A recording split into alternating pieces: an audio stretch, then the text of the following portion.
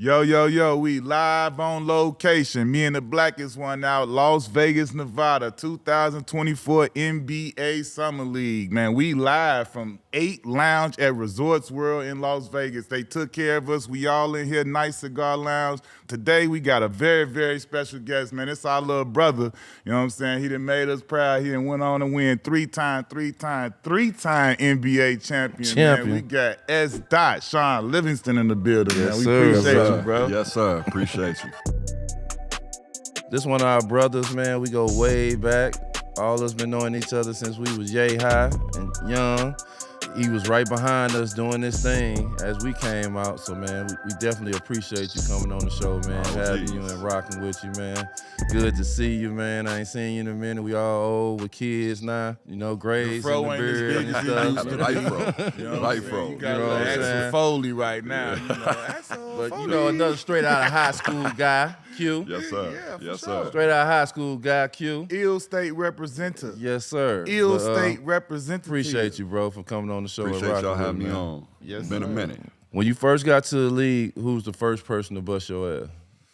Ooh, first got to the league, first person to bust my ass was Joe Johnson. Oh, Joe Johnson preseason. And preseason, and it was Boston Celtics or Phoenix Suns? No, this Phoenix Suns. Okay, this gotta Phoenix ask. Suns. I'm with the Clips, and I'm upset because I didn't know who he was. You see what I'm saying? Like Steve Nash, you was on that squad. Oh yeah, yeah. That was when Joe was going crazy too, because he was sleeping, going crazy before that, but like he got thrust into the spotlight that year. Absolutely, and I had to go back home, do my homework. You know, really, that's when I'm like, man, am I ready for the league? But Joe Johnson was that guy for me. Joe. He got a lot of guys. Trust me. Yeah.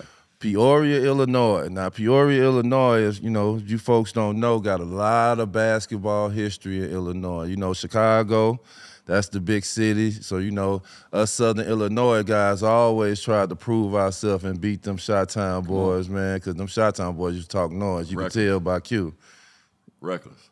Peoria, Illinois, man, they made history, man. They had guys who won 3 state titles in a row, Frankie Williams, Serge, Big Griff. They just got a lot of history. Mikey Robinson, one of the AJ Guyton, Arthur AJ James. Yeah. You feel me? Terrence Howard. Real representatives, Taps, you feel me? Yeah.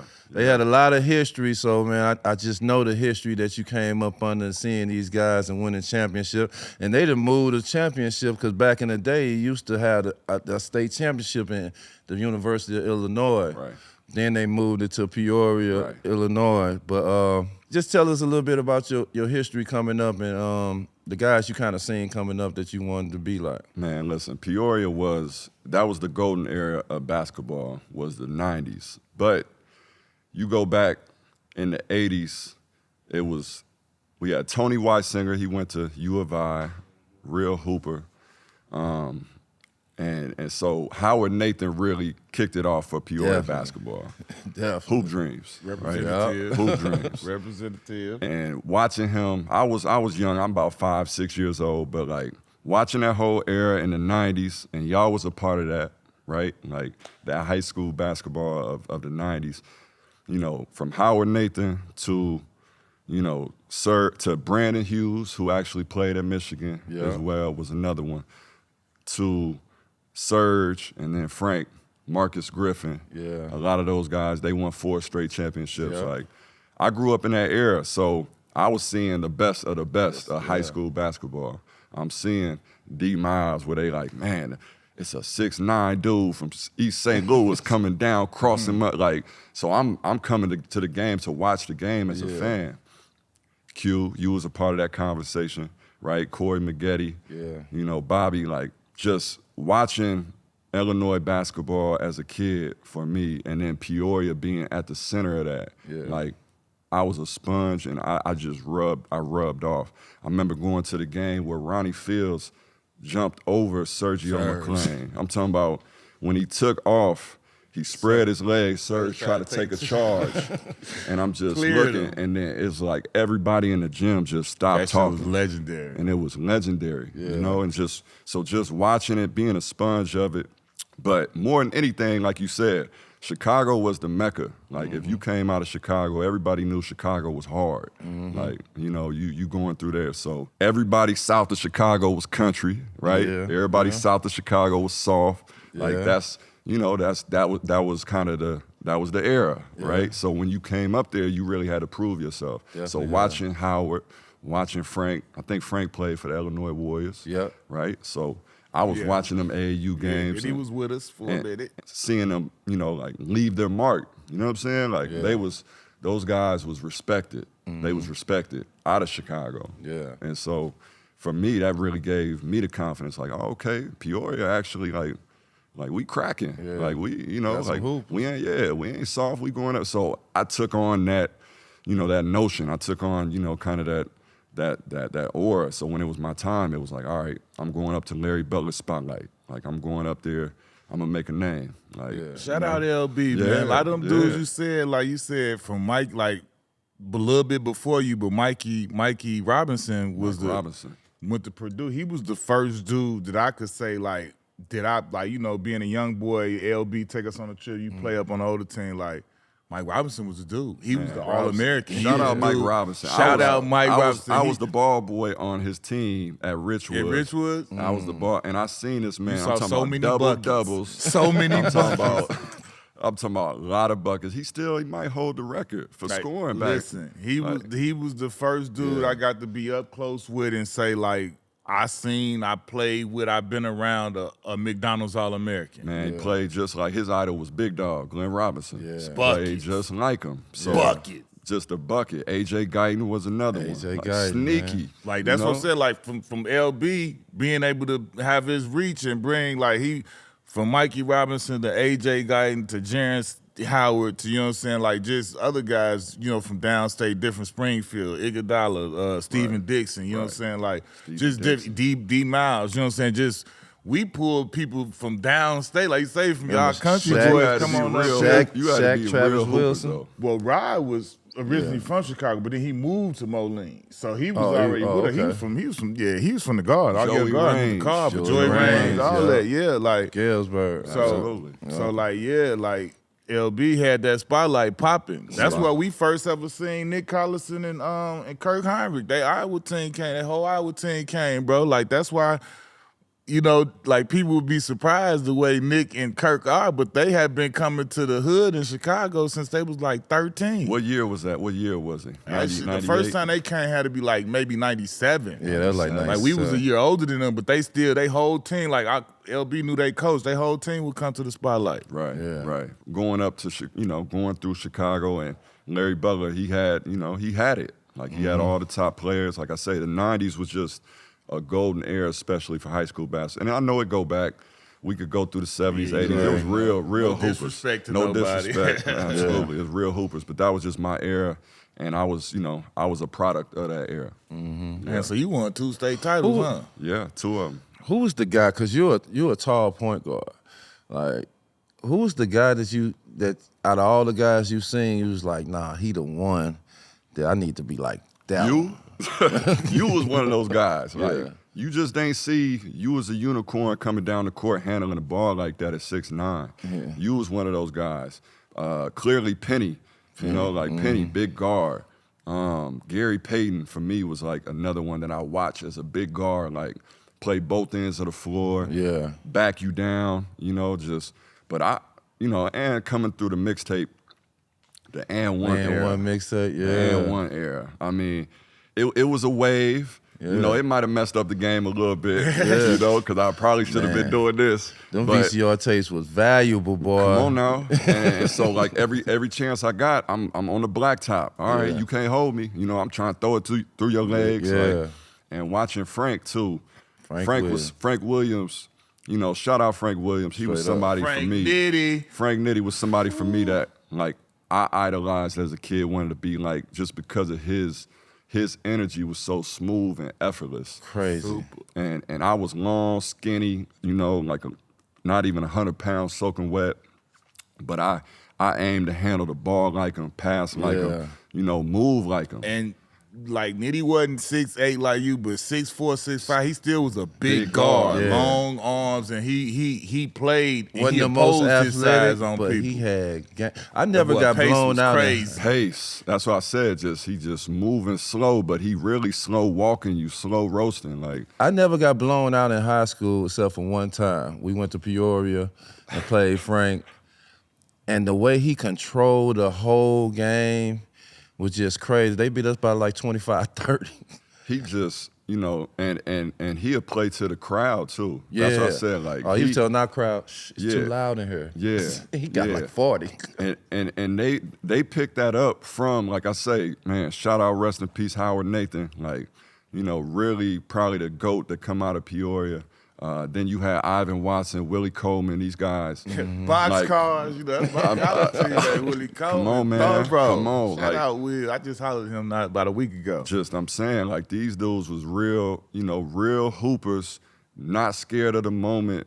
Like, they really playing to the crowd. Like, it's like a show. Yeah. You coming to the game, Peoria Central, they playing at the field house at Bradley, and it's like, the stage is elevated. They black out the crowd. Like it's like a show, man. Friday night, like that's where you want to be. So I grew up watching those players, and it just did everything for my confidence. Like the Bulls was the '90s, but like for me in Peoria, like Manual Central, like that's what I grew up to. So when it came down to you choosing which school you wanted to go to, you was a ball boy for Richwood. Yeah, I was everywhere. My pops. Tell us about that decision and what made you choose. High school? Yeah.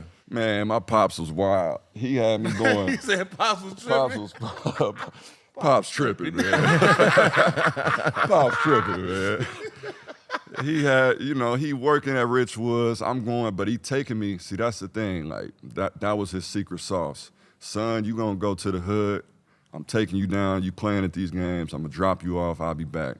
Like Good job, Pops. So he taking me, he taking me everywhere to play. Like I want you to play against everybody. You're not dodging anybody, So I'm going to all the high schools, but doing this, everybody think I'm coming to their high school because at this time I'm 8th grade. I'm a little, I'm a phenom. I'm going to all these camps, so everybody think I'm going to their high school.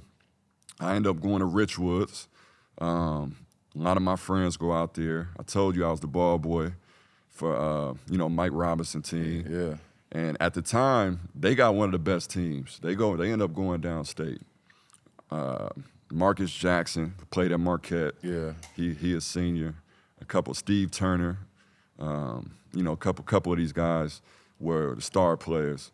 So I go there, and that was kind of, the best team in the area at the time, but where a lot of my friends was going. Yeah. But looking back, I should have been at Central. That's where I grew up at. I grew up Central Illinois.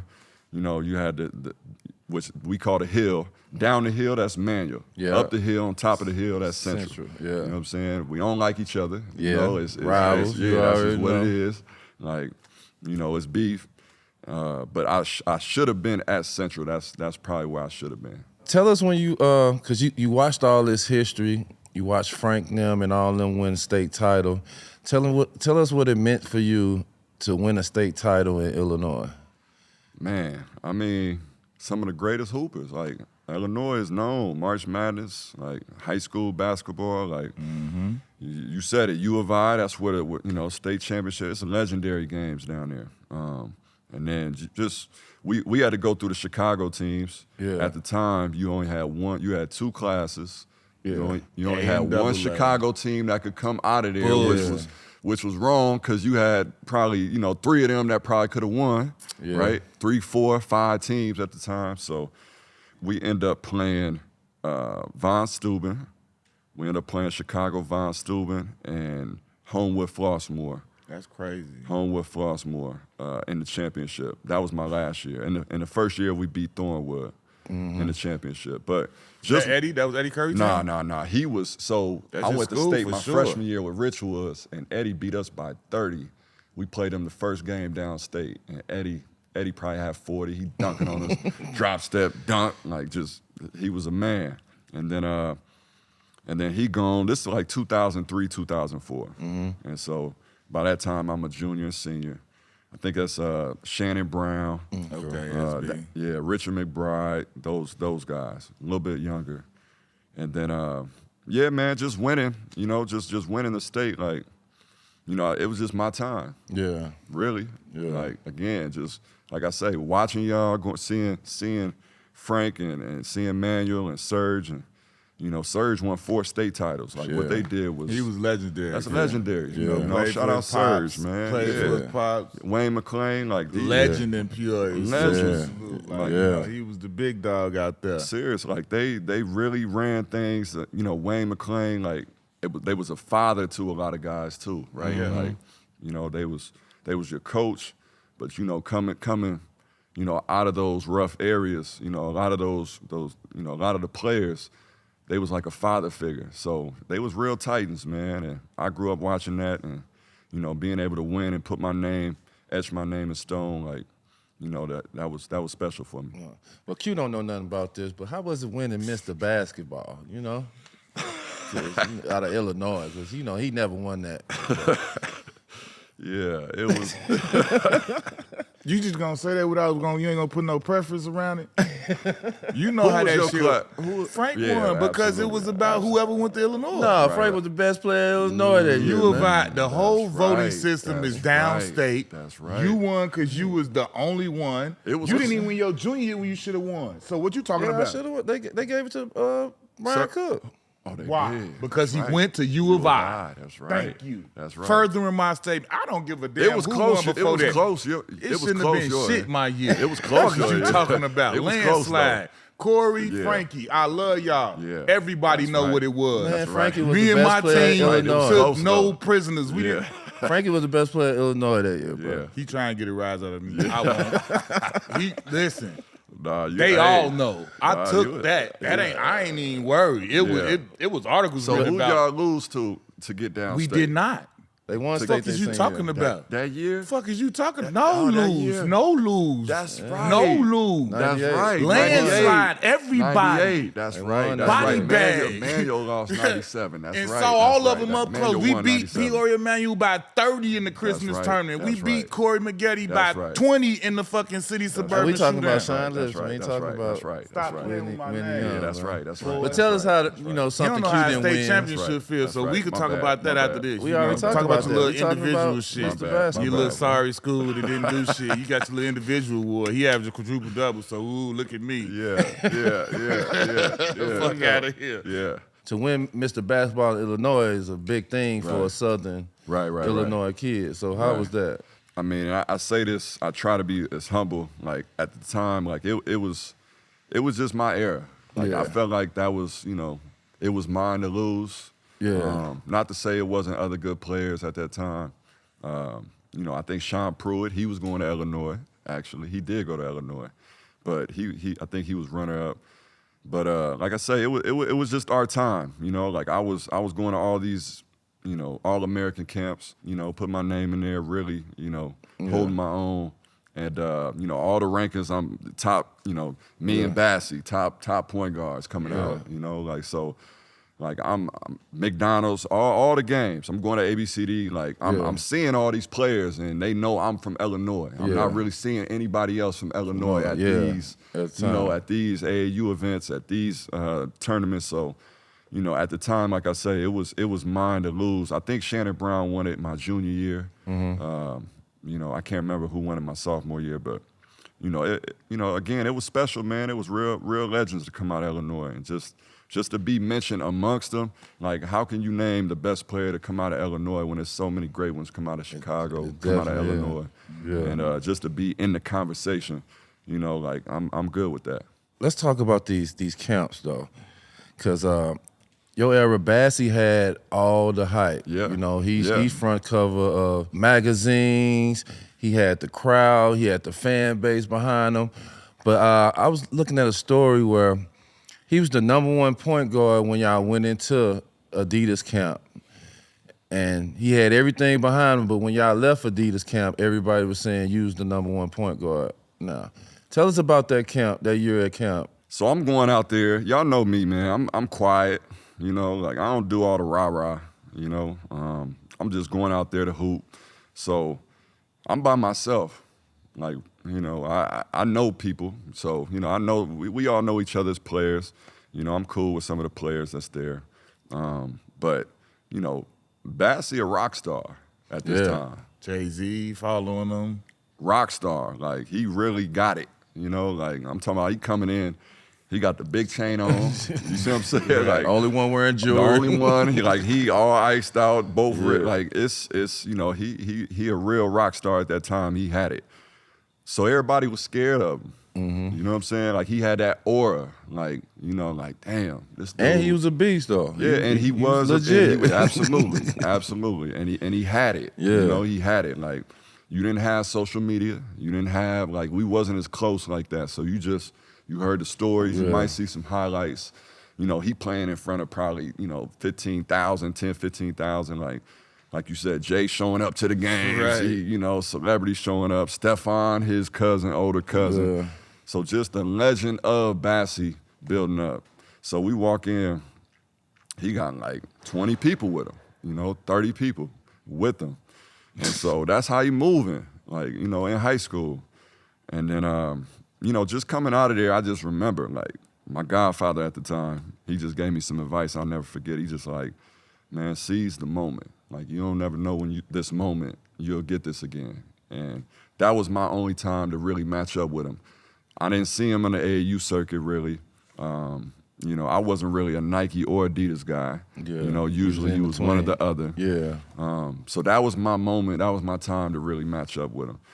And I just, you know, I'm looking, I'm like, I'm 6'5", 6'6", like, you know, I'm playing in Chicago against some goons already. I'm like, I ain't scared of him. Like, and so just going at him and having that mentality, you know, at the time. And like I say, Bassie was nice. Like, you know, he was nice. Fast in the motherfucker. Yeah, super fast. Like he really had it, but also too the aura that he moved with at the time, like the confidence that he had.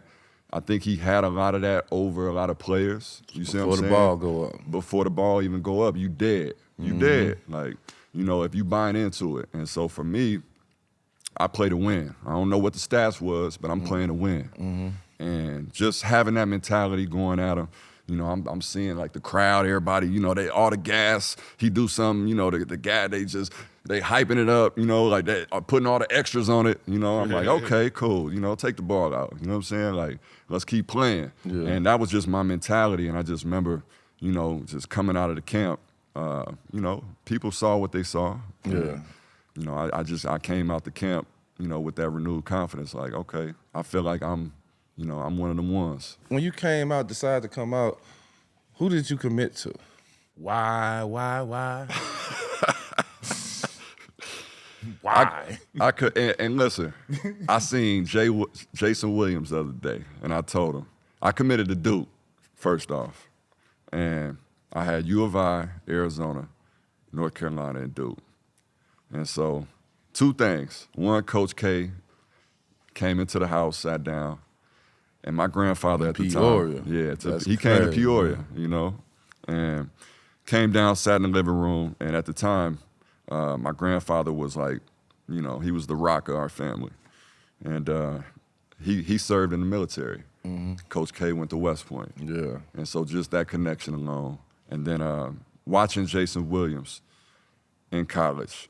Like, if you remember, Jason Williams was like that. Like, if you remember, if you know, like, he was really like that. And so watching him in the open floor, watching him run the pick and roll, get up and down, again, I'm slim. Yeah. I'm a buck, 60. Soaking wet. Trying to play in the Big Ten. Like, so thinking about what's my best shot to get to the league, it's get up and down. We got to run. I got to get, take it out. We got a fast break, pick and roll, spread the floor, 4 out, one in. Like, that was my style. So, thinking about the Big Ten, going to Illinois, at the time, D. Brown, Darren Williams, Luther Head, like, they stacked. And they coming to get me. Like, come on, young fella. Like, like, you belong here.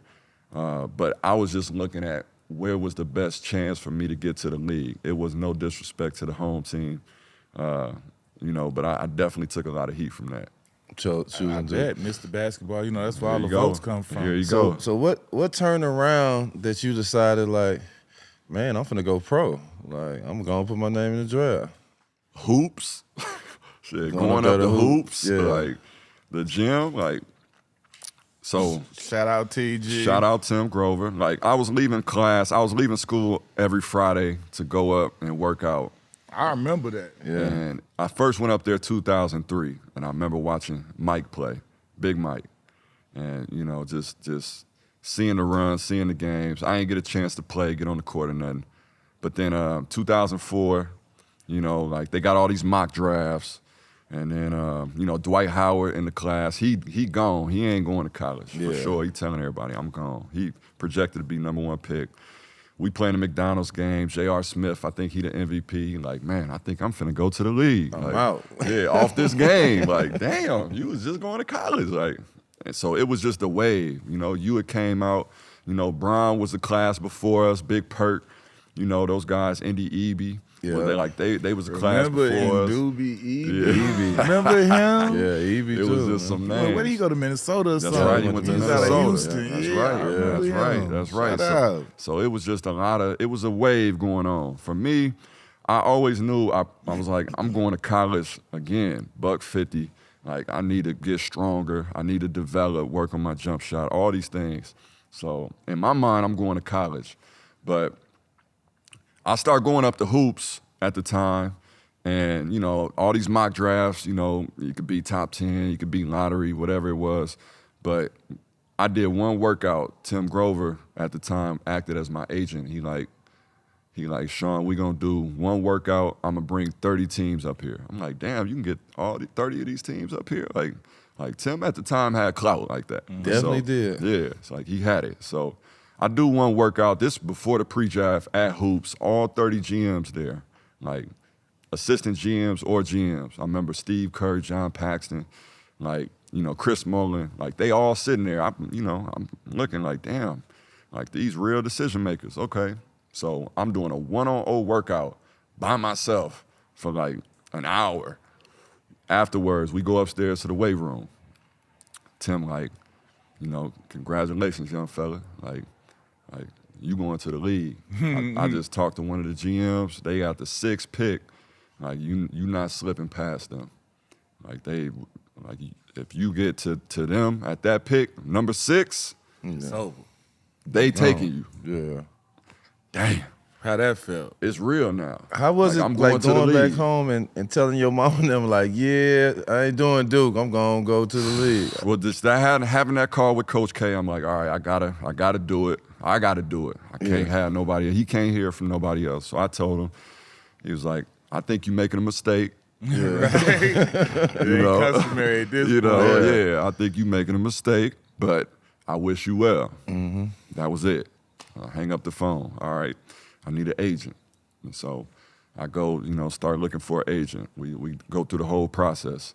But, at the time, it's, again, everybody in Peoria, they don't know what to expect. And so it was just like a light switch, and everything happened so fast. And it's like, damn, I'm really about to go to the league. Like, I grew up, watching Mike. I grew up like, am I really ready for this? Mm-hmm. Whether I'm ready or not, I'm going. Right. Yeah. You see what I'm saying? So now it's like, get ready. And Did you do the press conference and announce you was going to the league and all that? Not really. See, I did a press conference. You were quiet. I Yeah, didn't see him doing that. Back in, I don't want all that attention. The Jackie Joyner Kersey Center, I Shout out had Jackie the I had the news stations and all that stuff come, and I announced that I'm going to the league. Nappy Fro, all that stuff. Announced I'm going to the league.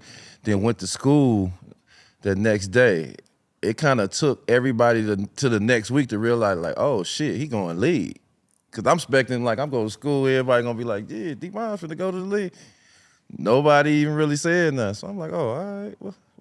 Then the next week, I guess it kind of hit everybody like, oh shit, he ain't going.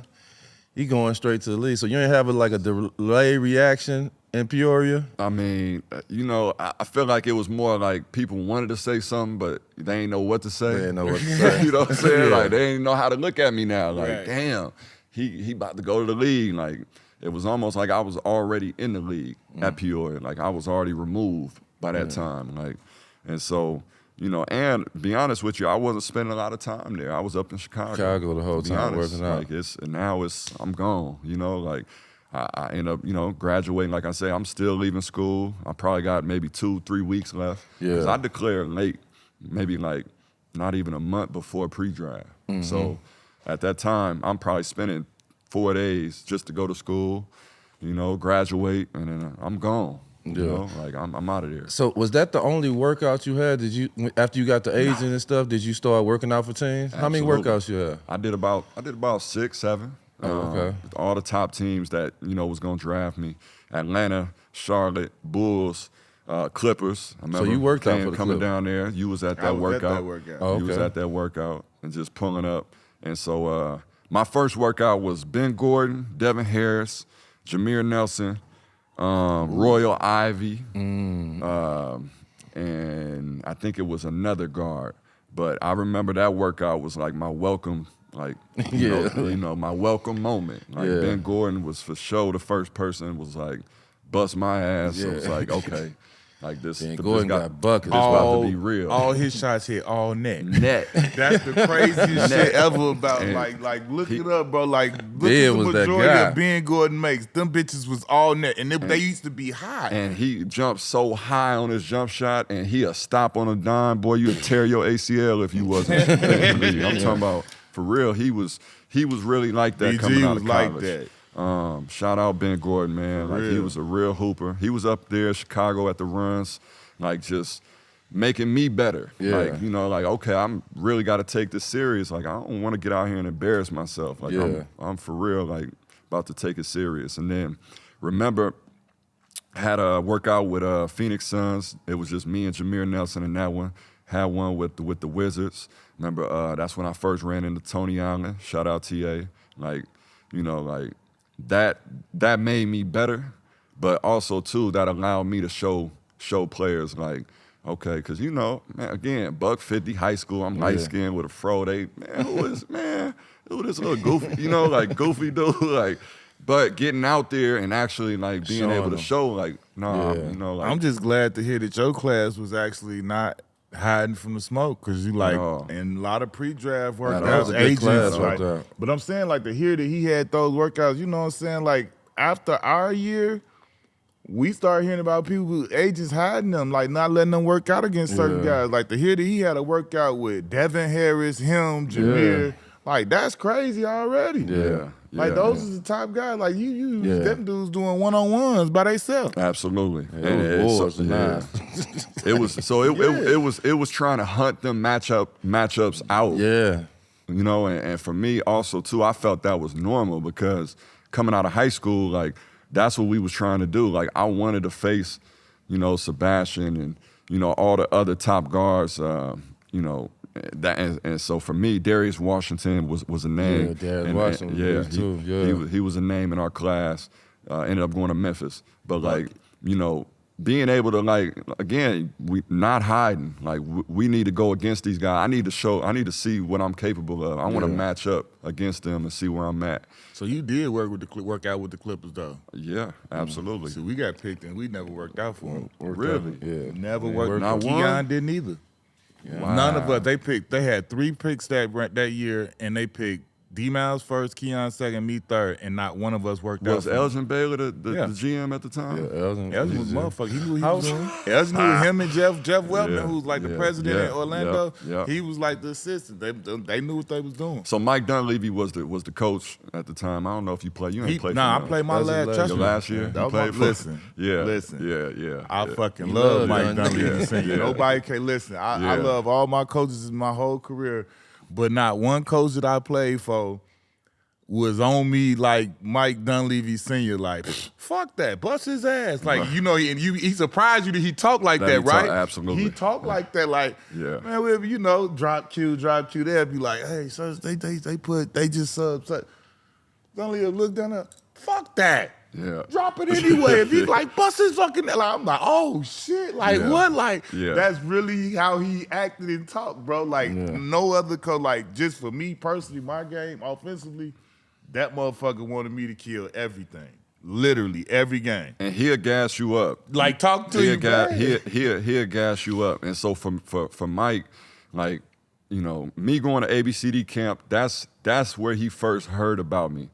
Because Neil O'Shea, who, you know, was a GM Mahoney. at the time. Remember I used to call him?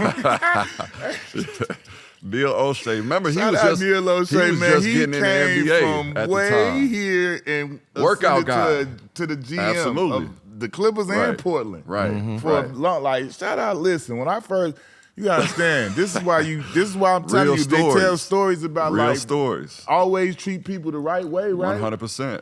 Like, this is a dude who picked me up from the airport. You know what I'm saying? Like, didn't even really have a title, just figuring things out, just trying to do anything he can to get on. Remember, he used to have the little shooting shit. He come without. He was working with Capono, Jason Capono He was at the trying time. to do That was anything to his, get on, bro. Yeah. And then you look like he's a general manager. Absolutely. I was like this, like for real, bro. Like he had a headshot. Did you ever see his headshot? Like for like he was trying to be an actor at one point. Like when you know he just trying to Days be, of Our Lives. Yeah. the man was on a yes, fucking sir. Days of like Our Lives. That's a one real of the story. the That's a little real stories, story. bro. Like That's a he real was like story. this is why I called him Mahoney. Like from Police Academy. I used to call that was my nickname for him, but like it wasn't like I That's a fucked with real him. Like we story. had a real cool relationship. Great Like dude, that's great a guy. great story about like yeah. you never know who gonna become what. Like it was people that probably treated him like whatever, but like, bro, he rose to be a fucking general manager at two different organizations, and he spanned over like a lot of years doing that shit. Absolutely. So Neil saw me at ABCD camp and told Mike Dunleavy, you know, hey, there's this 6'7" point guard coming out of high school. I'm telling you, like he, you know, and so Mike, you know, they ended up drafting me, but I worked out for them twice because they had a second pick and they ended up trading back to the fourth pick, and they, you know, they wanted to get a good look at me. So I ended up working out for them once in Chicago, and then I came out to work out with them in LA, and that's when I seen you out there. And the crazy shit is like, I'm there for the workout, right? Then you fast forward to like, boom, they draft him. So then he get drafted, and then I do free agency and leave. He like, bro, big bro, what you doing? How you do? Luckily, Corey was still, you know. Yeah, like, CEO was still there, but he was like, that's how you doing me, bro? Like, what the fuck? Like, that was wild. How was the draft process, going to the draft with your family, everybody seeing you walk up on stage and shake the hand, getting prepared with your suit and all that stuff, man? Like, I know you watched drafts before that and seeing guys get drafted years after year after year, but now it's your turn. How was that to see your family be there and just be happy for you, and it's all a surreal moment? It was just, you know, it was a culmination of the journey, you know. Pops, like I say, all the stories of him taking me to the playground and to hoop and play. And it was a special moment. I was just in the moment. I didn't know, you know, where I was going to go, but, you know, at the time I figured I was going to be a top, you know, 10 pick. You know, that's kind of in my mind where I was looking, being projected. you ain't had no idea? Clippers or Charlotte. That was kind of where I thought. But you just never know. You got all these trades during the draft. You got all these things that happen. So, but yeah, it was surreal, man. Number one your year? Dwight Howard. Okay, yeah. Dwight Howard, Emeka Okafor, Ben Gordon, And you at 4. and Devin Harris at 5. Yeah. Light-skinned point guard. Yeah. You was early. You ain't have to sit down that long, man. They got you on out the way, man. I was up out of there. Yes, sir. Yes, sir. So now you go to La La Land. You in LA. Have you ever been to LA before that? Nah, that was my I ain't never first been to LA time when either. that was my first time when I went out there for the workout. When I came out there. But you know, a lot of stories and just, you know, having the vets be able to just prime me, you know. Yeah. Young fella, sit down, you know. So I was, you know, I felt like I was well equipped. Straight up. Yeah. When you got there and you started getting your groove your rookie year and started kind of playing and seeing where you was at, how did you feel like you hold it up? Feel like you're like, oh yeah, I'm ready for this. Looking back, I wish I would have been more of like aggressive and like, you know, like I really belong here. Cause like I say, I was headed to college. So in my mind, you know, like I'm a project. You know, they drafted me off potential. a lot of the times in high school, like in the whole wave, that was what you were seeing, guys. Oh, in 3-4 years, he's gonna be, was the, that was kind of the mindset. You was doing your own man. I got time. So I got a little time, first year, okay, but let me just, get in the weight room, let me get stronger, pump some out, learn the game. Yeah. But once I got there, I was like, man, a couple of the guys that I thought was gonna be nice, they, I keep up with that. I'm kind of looking Cause I used to love watching you when you first came in, and I used to love how you used to just post up or just shoot right over little ass guards. I was like, oh, he sound like you though. He gonna be. Yeah. You sound like when he came in, he was on the same shit. Yeah. What he just said, you was acting like that. Well, I couldn't act like that because I had y'all with me. I had to go with it. Probably more so year one, but I still felt like you gotta understand, him in his heart. He loved LO. Right. So it was a part of him. Right. While he would go at him and bust his ass, I felt like he could do more. Right. You better serve notice that, bitch, this shit is being given and it ain't gonna last long. I'm gonna take this shit. I was going all bullshit, fuck everybody, kill everything. But I don't feel that way because our second team killed them all the time. And then in the second team, I never matched up with LO. Right. It was always Corey guarding LO because I played the 4. Right. And at the time for me, see that's what I'm saying. You left. And if I would have had a little bit more of that gas, I felt like I'd have had my foot on the gas a little bit harder. Even though I'm sorry for leaving. No, you see what I'm saying? But okay, Bobby Simmons, I had Corey Maggette, those Chicago guys. They was, they all right, young fella, come on, man. But it was different. It wasn't as aggressive, it was just come on. Yeah, that's why I don't know what you're talking about. It was aggressive. We was no holds bar, especially for him because he wouldn't let me not play. You see what I'm saying? So we went hard every single time. The second squad used to beat the first team ass every day. Every year. 2 years in a row, we was whooping their ass. And it was a little bit of animosity because we shit, the second squad need to start because we were fucking them up every day. Do you feel like that caused division with the team a little bit? That's why we couldn't win because it was... Because the chemistry? And I talked to Alvin Gentry about this. At that time, if we'd have got the Alvin Gentry that coach Phoenix, we'd have been different.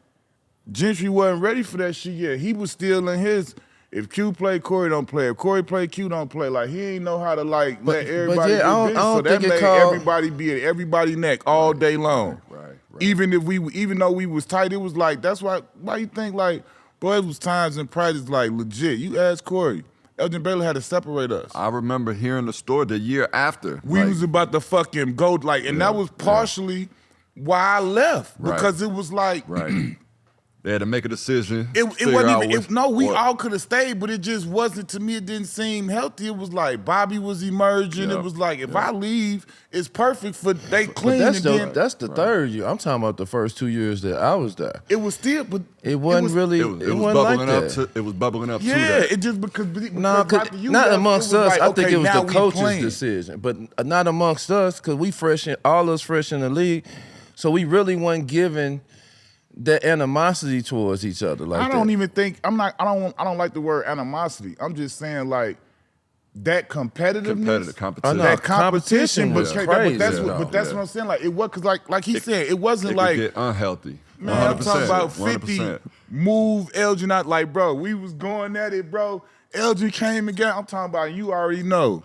Spawn 50, the nature boy, muscles in your neck, boy. I'm talking about he took Elgin and moved him with one hand to the side so fast where everybody, and the way he did it was so aggressive, and you already know me and him ain't no bad. Everybody running up and then 50 we good. Boy, we 6th grade, we good. Ain't nothing get the fuck back. And Corey don't curse. Where y'all was practicing at?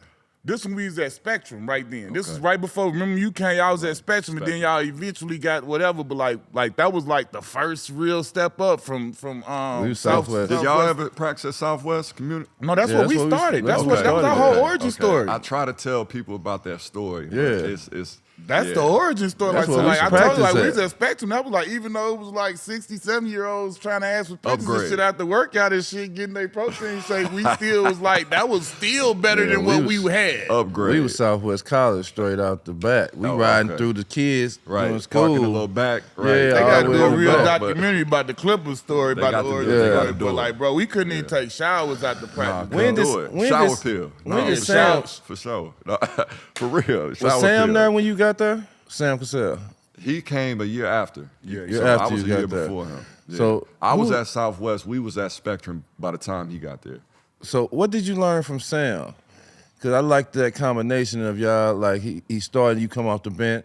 Yeah. It felt like you took another step up once Sam got on the team, and he was just telling us that how he changed to be a leader, how he was getting on guys, how he feel like he had to treat Chris Kaman a certain way to get him to Stayed on his ass, play. boy. Yeah. You know, to play at the Absolutely. highest level. But what did Absolutely. you learn from Sam being on the team? Because that boy, Sam he killed your favorite point guard. 100%.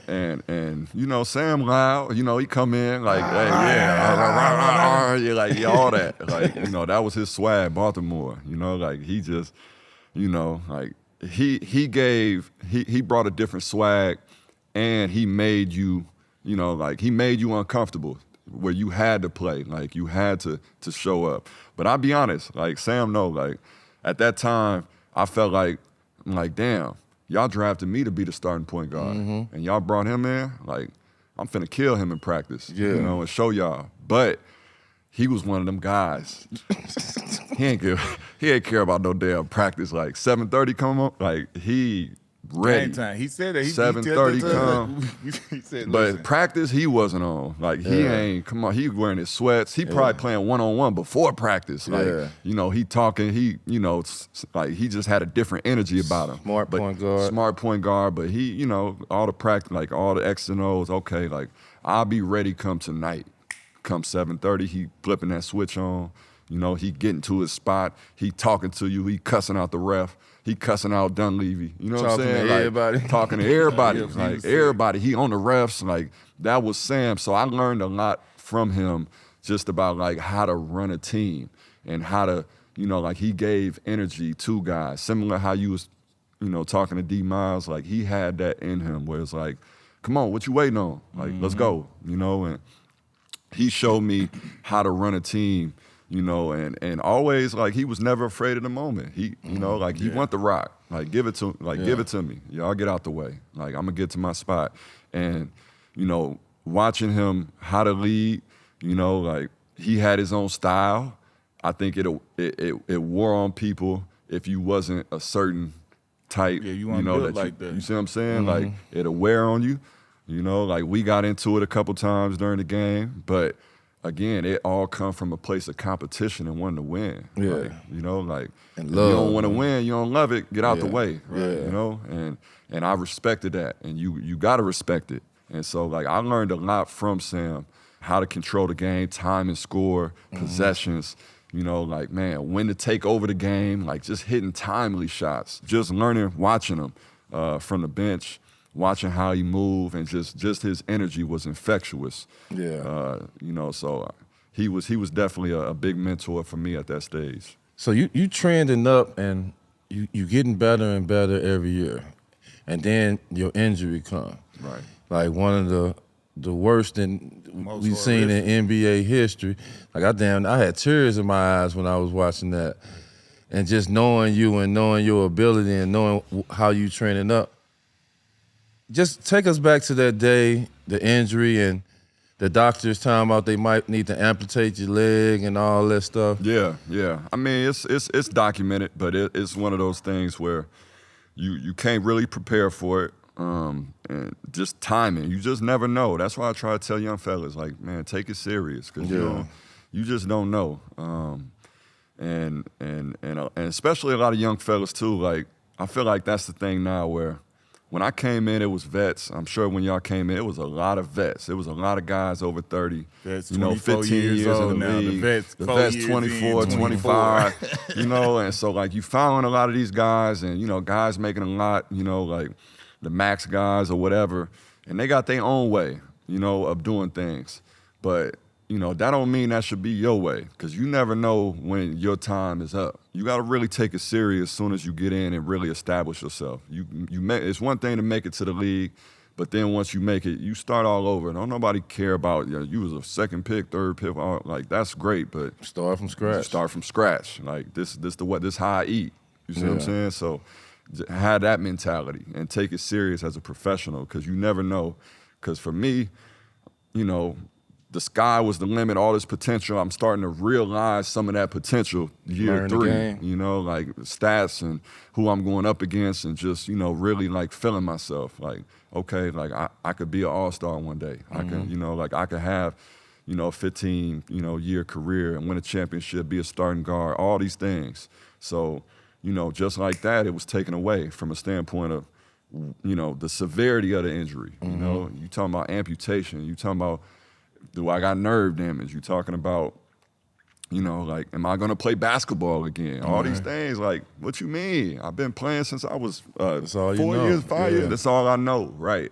No college degree, right? What I'm falling back on, what else I'm gonna do? Yeah. All the real world things start coming to play. You see what I'm saying? To my mental. So now I'm looking, I'm like, all right, like, you know, I got a long hill to climb, you know, like I can't, you got probably a week or two before surgery where I'm, you know, feeling sorry for myself. Why me? All this stuff.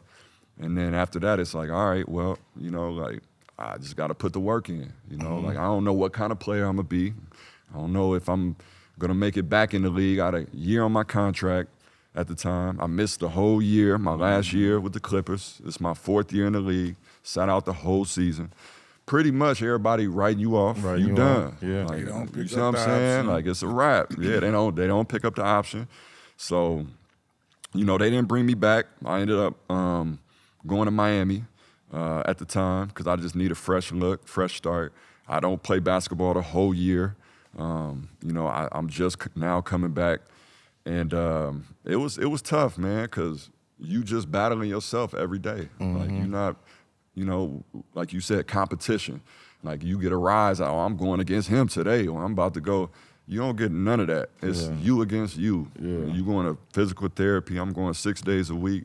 I got to learn how to walk again. I got to learn how to, I'm already skinny. You know, I lost all the muscle I had in my leg. You know, I'm looking like, damn, I'm really looking. How, like, when you first got the injury, when you first looked, like, what was your first thought when you, like, because it was like, what did you think? First off, I had been injured before. I dislocated my other knee. So I'm thinking like, I'm gonna be all right. You know, like I'm gonna be cool. I've been injured before. Like I'm not thinking the severity of it. Like everything I did to it. It was, you know, like a car accident. Like it was real trauma. You know, my leg all discombobulated and, you know, disfigured. So once the doctors actually told me, and it's really like, you know, sinking in that we never dealt with the injury like this. We don't know what your timetable is gonna be. We don't know what kind of, you know, how long it's gonna be. It could be 8 months, it could be 2 years, you know, like, I'm like, what you mean? Usually it's 4 to 6, right? Like that's what you hear, like 4 to 6 months, 6 to 8, 6 to 8. like that. You see what I'm saying? Like that's what I'm trying to grasp on, and they not giving me that. And so I'm like, I'm in the dark.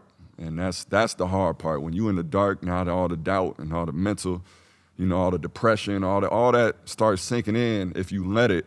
You know, so it's like keeping that energy around me. I had good people around me, and my brother, Arthur Jones, you know, he moved out with me to LA, like every day, like just, man, sitting down, reading the Bible, like just, you know, just pouring good energy into me, keeping me upbeat, keeping me optimistic, so I can actually believe that I can come back. That's where it starts in the mind. I'm telling a lot of guys, like, it starts in the mind. You got to believe it, you know? And I'm not a guru or anything, but just like, again, going through it, once you're able to like get past some of those friction points. I remember the first time I rode the bike for the first time. I got tears running down my eyes because, again, the emotional journey that you carrying, trying to get over the hump, you're like, damn, okay, maybe I really can come back. Like, you thinking it's going to be taken away from you. So that's my message to the young fellas. Like, yo, man, this ain't promise. Like, you know, like Yeah. you wake up, you can windmill, that's cool, but it ain't gonna, you know, like ain't you gonna never last know. forever. You see what I'm Yeah. saying? Like take it serious Yeah, now. I had 3 on this knee, 2 on this knee, and you know, every time I see a guy have an injury that they got to go through, I just know the mental fight you got to have with yourself every single day, the perseverance, Right. to not quit. Right. You love it so much, so you know that will keep you from not quitting. That part. But if it takes so long, That like part. you was a journeyman, you went to team Yeah, after team. 100%. This team didn't believe, that team didn't believe. They don't know. Like when I seen D Rose, man, I was happy when he got back. He scored 50 with Minnesota, because I know the mental strain that he went through to even get back to that point. Seeing PG after he done broke his shin, to even see him get back to the point where, man, he just made $214 million for 5 years. Crazy. They don't know, like you see it on TV, but you don't know the mental, like your mental health be really, your mind be playing so many tricks on you, because you can go to the gym 3 months in a row and you feel like you ain't gained a muscle or a strength That's a buck. That's for real. at all, and it still don't feel 100% right or the same way it was before you got hurt. But I know you went into a bunch of teams, but you finally got to Brooklyn, Yeah. and they believed in you and got a chance, and you showed what you did. How was it, you know, going to like 6, 7 teams, doing 10 days, signing a 1-year deal, being a half year? Yeah, the D-League back then. Yeah, the D D-League. It was a And 70 then, to you know, you 66ers. finally get to Brooklyn and something kind of clicked where it's like, oh shit, we can put him in these minutes and he can give us these solid minutes. And they believed in you. How was that? Tell us about that journey. Man, again, the emotional journey of like climbing, you know, Yeah. like the setback. Like you go to this team, you get waived, and then again, knowing in the back of your mind what kind of player that you was, you know, and that you feel like it's like you still trying to be that player, but now I gotta shift my mindset. Like, okay, I gotta figure out how I can be effective. I can't be as athletic as I used to be. And so, you know, all of those different things can, you know, cloud your mind when you're trying to, you know, be something that is just your body not letting you do. So for me, it's like, all right, IQ, I know the game. Like, let me figure out where I can be effective. Let me figure out how I could, you know, this player, they signed him to get 20, 30 a night. Like, I'm going to find ways to get him going. You see what I'm saying? Like, certain things to, you know, okay, now he want to give me the ball. As soon as he get the rebound, boom, we out. Like, you know, just being able to manipulate the game in that way to where I could be effective and show coaches, show teams that, you know, like, yeah, I'm good. And two, the health part, that was always in the back of the mind. Like, is he really healthy? Like, is his knee off? Because, you know, like I still was going through that. Yeah, like, because you get the, I got to carry the game ready with me wherever I go. yeah. They You know, put I'm you, icing right they after put the you in a game. box. Speak about that, because I be telling people, like, it's like you got kids on your leg. This is a everyday, like, I got to get up. I got to make sure I'm icing. I got to make sure I'm stretching. I got to make sure it's like a whole nother person that you got to take care of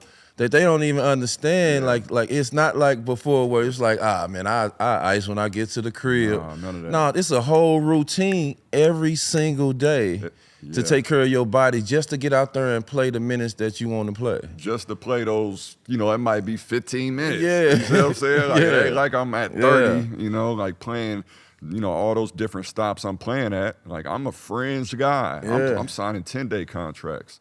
Like, you know, I might get in, you know, towards the end. I hate saying garbage time because, you know, those minutes matter, young fellas, you know, like everybody watching still, you know. So it's like I got to make the most of those minutes. But even those little minutes, my knees swelling up. Feel like, you know, I got a dumbbell baby on my heads. legs. Right. It's like, damn, I'm already skinny. Like, I'm carrying around extra fluid. So, you know, I can't skip. You know, I can't skip the weights. I can't skip, you know, ice and the treatments, all the treatments. I got to go and do all, you know, I got to be there for that. I got to be there early, you know. So all of that, again, the mindset at 21, 22 allowed me to, you know, I got to be a pro. You see what I'm saying? Like, now I'm learning how to be a pro. Can't just show up and, all right, let's hoop, roll it out. nah, you got to get there, get your stretching in. You got to get there, get your shots in. Yeah. You know, like you should be sweating low key before practice. You see what I'm saying? Like ready to go.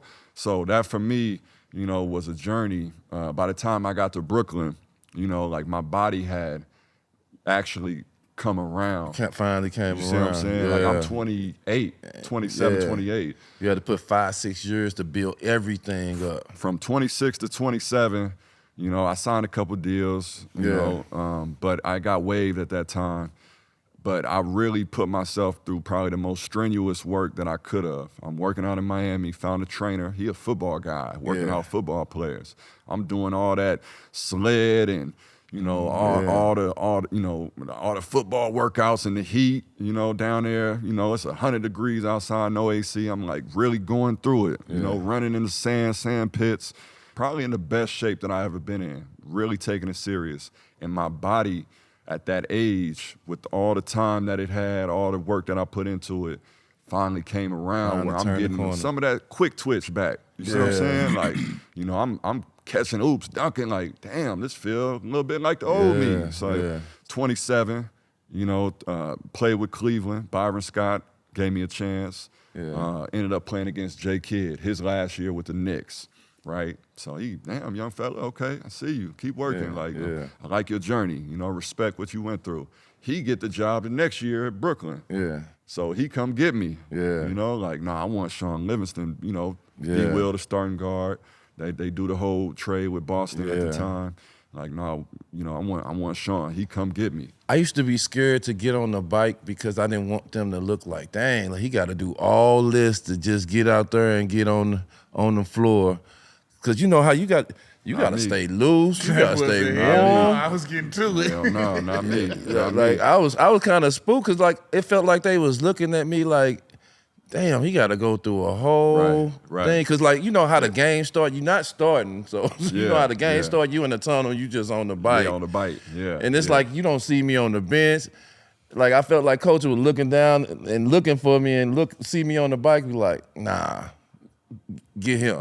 You know what I'm saying? That's how I kind of felt in certain situations when I was coming back. You gotta understand, bro. Like, going to the D League, like, I'm carrying my bags to the game. You see what I'm saying? Like, I'm carrying my shoes to the game. Like, to be humbled in that way, you know, like, the only thing I told him, you know, like, just let me, I'll pay for my own room. I don't want a roommate. You see what I'm saying? Like, but to be, you know, humbled at that level for me, like, again, the mindset shift, you not him no more. So I gotta really like, you know, put myself in a category to where it's like, nah, whatever I gotta do to play, that's what I'm gonna do.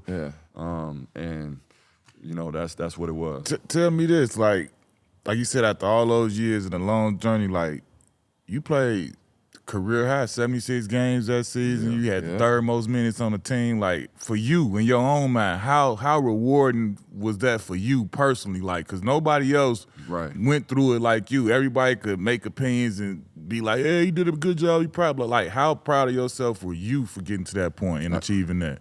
I always prided again. I play to win. I play for the team. I want team success. But individually, for me, it was like, you know, that was another milestone. That was something to where, again, like, I went in, I earned the respect of the prove vets. to the whole league. You see what I'm saying? And to the league. Like, you know, like, I earned it. You know, this wasn't given to me. Like, I don't, no handouts, no, you know, no nothing. So for me, again, that's rewarding in itself, regardless of any, you know, rewards or, you know, any articles or what media say. Like, you know, it's like, I know the work that I put in to get here, to get to this point, and so that can never be taken away. You see what I'm saying? So that was special for me. And then to do it with the team, you know, it was some Hall of Famers on the team. Like, you know, you got Ticket, you got Paul, like, you know, D. Will, Joe Johnson, like, you know, these made guys, but again, the journey that I went through, they respected it because, you know, it ain't,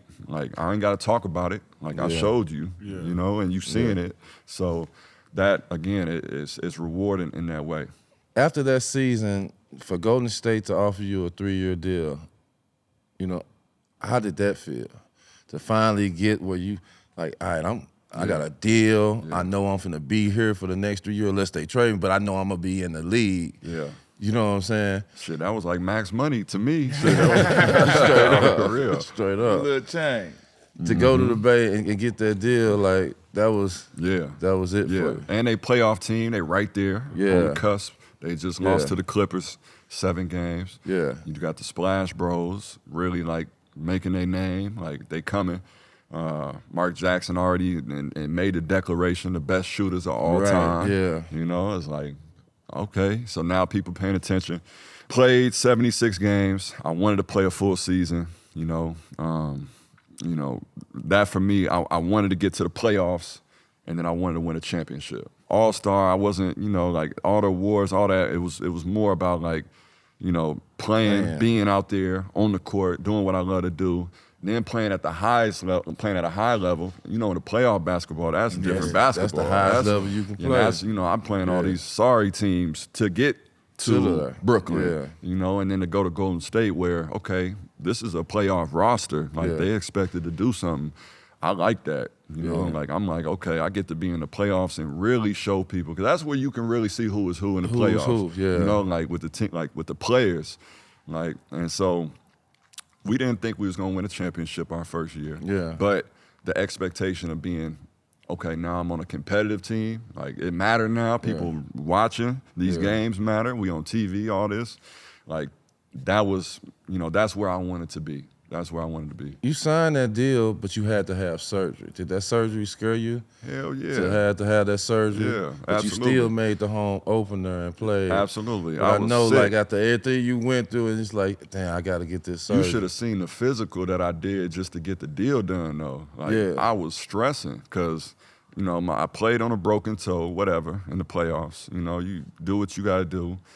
But you got to take the physical in order to get the contract. Yeah. And, the team will tell you, the trainers, boy, I was in there shaking, trying to, pass the physical. They got me doing lunges and my toe off, that's what I'm saying. And I'm like, because I'm thinking, damn, I'm finna fail the physical, not get this deal. They don't understand not have a that, chance to man. play with the, competitive team. Now I'm going to have to figure it out and be the journeyman again. Like, so in my mind, again, just coming from where I'm coming from, this is another pinnacle. This is another step, another hurdle where I'm trying to climb over. Yeah. After all I just did in that season, through the playoffs and everything, showed you that I can play at this level. Yeah. And now I don't know if I'm gonna pass this damn physical. Yeah.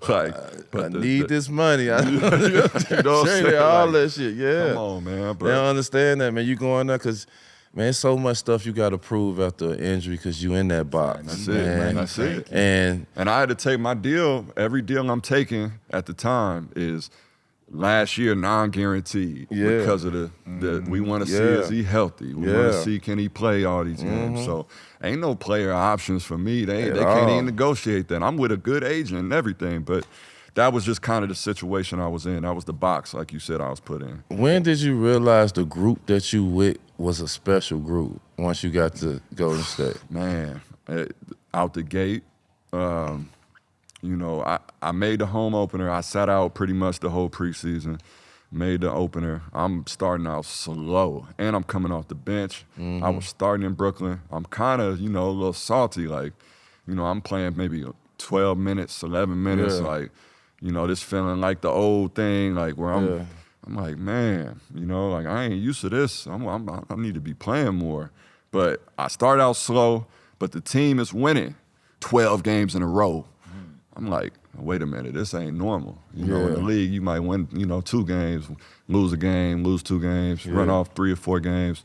But they ran off like 12 games in a row. Like, man, this is, like they running through teams too, 20, beating them by 20.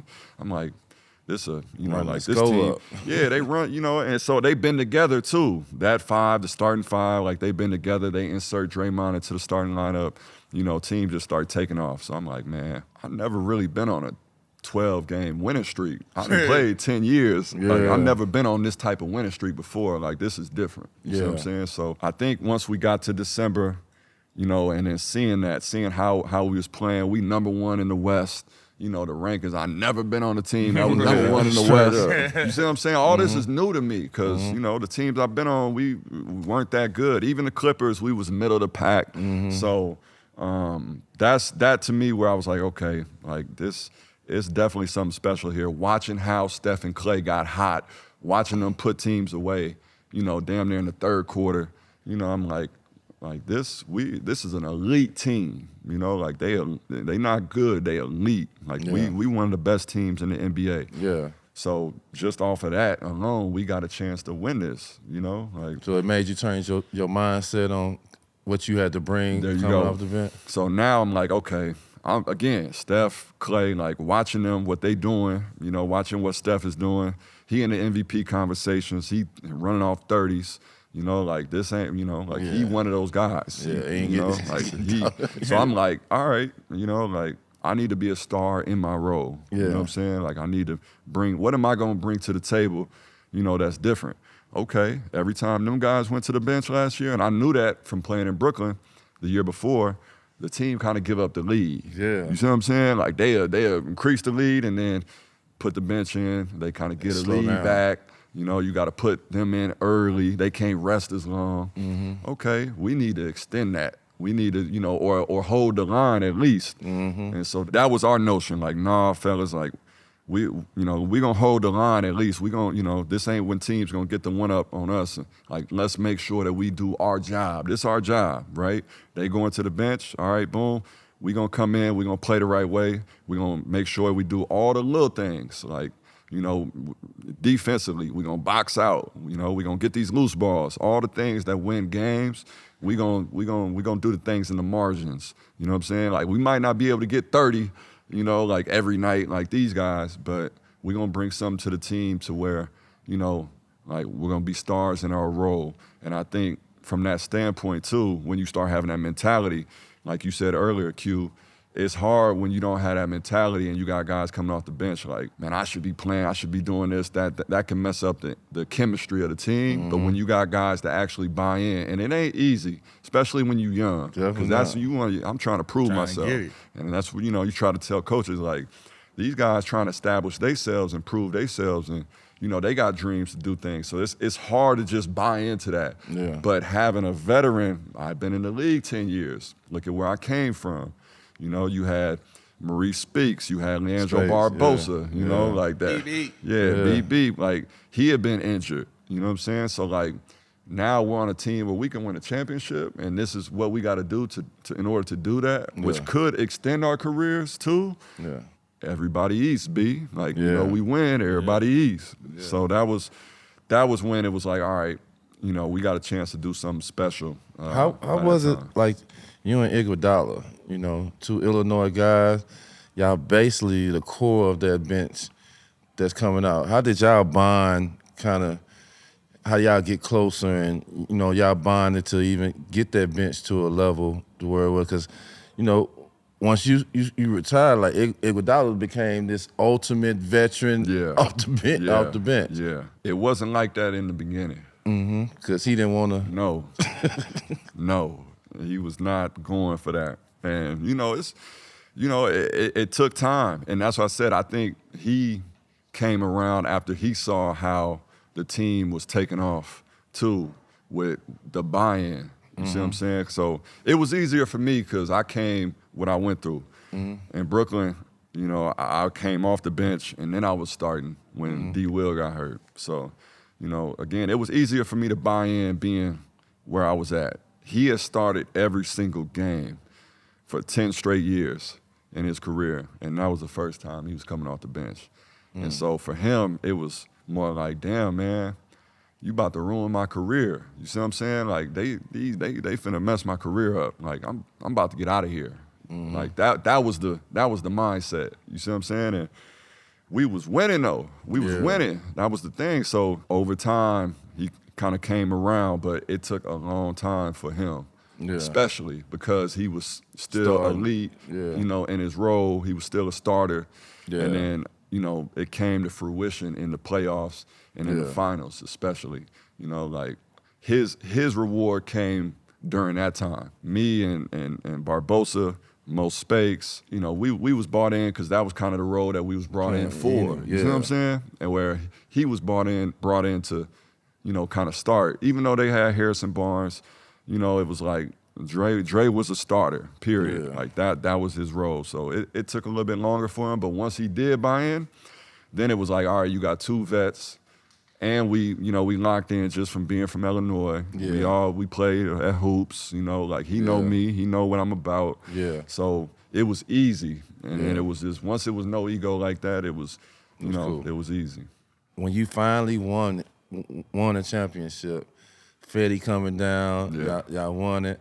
The journey you done went through, and you get rewarded with a champ. Now, you ain't in no box. You label a champion. When they mention Shaun Livingston name, they got to say champion, either before or after they mention your name. Like, how did that feel? Man, it's just like I knew I was a winner. Like I knew I won at every single stage I played on. Yeah. Like that's how I felt. Like, man, again, I deserved it. I deserved this, like all that I went through. I didn't cry. I was just smiling the whole time. Like, you know what I'm saying? Like, I was just happy. Like, the joy, that's probably the word I would put. It was just a lot of joy because, it was just a lot of sleepless nights, a lot of nights where you don't know, all the doubt, all the self-doubt. But to get on the stage, I remember like, damn, we on the stage, like, Adam said, you start seeing Bill Russell, like, walking up, like, damn. Like, and two, if in the playoffs, you so locked in, every series is like its own season, mentally. So, like, I was so locked in to where I'm like, I woke up the next day like, damn, we ain't got a game, we ain't got film, we ain't got, practice. We ain't got practice or nothing. Like so it really sunk in probably in the days after, like where it was like, damn, we the champs. How was it like back in the Bay, like when you going, like you say you get up next day, you still doing regular shit, going to get food or whatever, like neighbors or whoever, like how was that reception? Couldn't go nowhere without, everybody celebrating. You just, like you really... Like, damn. I know you quiet and chill. Like I'm just walking in, like, there go, and I'm like, damn, like there's all this, like it was just a lot. And the Bay, especially, all they went through, when they had BD, when they had Monte and Matt and Jay Rich and all them, that was like they championship years in itself. Because of all they went through. Obviously Run TMC era, the eras that they had in the Bay was. Those was legendary moments for the Bay as fans. Like, they really, those guys are still, to this day, they titans when they walk through the Bay. Because, the passion and that, they like Chicago, Boston. They like, New York in that way. They love sports. They've always had sports, whether it's Oakland or San Francisco. So they real sports fans. And they was coming to the games just like the Clipper days. And those Warriors fans, they paying $10 to get into Oracle Arena. So, you know what I'm saying? Like, they moving them down from, the 200 section because ain't nobody really there. Like, they was sorry like that for a long time. So when they had a little bit of success, they really celebrate. Eat 40 in the stands. Come on now. Now we got 40 in the stands. Now it's really cracking. People coming to the games and, really celebrating us. So when we won, just to have that love, it was different. And like you said, I'm quiet, so I'm like, damn, this is this real. How was that parade, man? Oh, it was special. Through Oakland too, and Oakland, like, to me, it's a lot of love in Oakland because they always get the bad rap. The love that you get is genuine. It's real, genuine fans there. Been there, going to games. 50+ years, season ticket holders. When I seen the amount of people that was at the parade, I was like, damn, I ain't never seen this many people before. But then also too, it brought me back to a kid watching Mike, watching MJ, watching them Grand Park celebration. Now I'm like, damn, this really us up here. Like, like that was a special moment. Going into the next season, did y'all think that y'all can back-to-back it? Absolutely. 100%. It just felt like everything was in place. 100%. That confidence that you got from that was unlike anything. Watching Steph prepare, watching him, the jump that he made mentally, the human nature component is to let down your guard. You know what I'm saying? Like, we didn't seen a lot of that. We didn't seen a lot of champs come back the next year and they still hung over. They still, that that summer was a beast. Like we could enjoy this. Watching 30, the way that he came back that year, and then go through training camp, but that first game especially, like his mindset of like pushing the envelope and really being the leader. He quiet too, so he don't do the rah-rah.